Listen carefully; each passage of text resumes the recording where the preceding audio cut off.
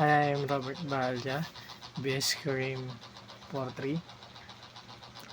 At ipapaliwanag ko kung ano nga ba ang konsepto ng rehabilitasyon sa context ng PDL or Person Deprived of Liberty.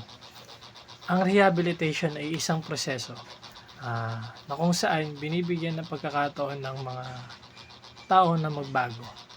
At para sa context sa ating mga Person Deprived of Liberty or PDL ay ginagawa ito sa kanila para maging handa sila sa pagbabalik nila sa ating komunidad. At ang rehabilitation ay hindi lang ito tungkol sa parusa, kundi pagtulong na rin sa kanila para maging mas responsable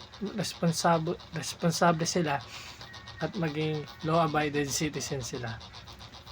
At isa rin sa mga layunin ng rehabilitation ay may tuwid yung mga maling asal nila or mali nilang ginagawa.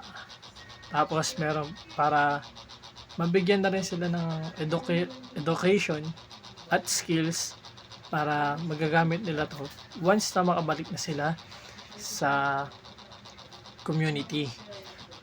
Syempre, kapag nakabalik sila sa community, kailangan nila magkaroon ng sapat na pera. Kasi kung wala silang pagkakakitaan, ay maaari rin silang maging gumawa ng masama at magiging baliwala lang ang rehabilitation sa kanila. Kaya ang isa sa programa ng rehabilitation ay ang education at ang pagbibigay sa kanila ng skills katulad ng sa mga handicraft o sa mga pag-welding at iba pa. Ayun lamang, salamat po.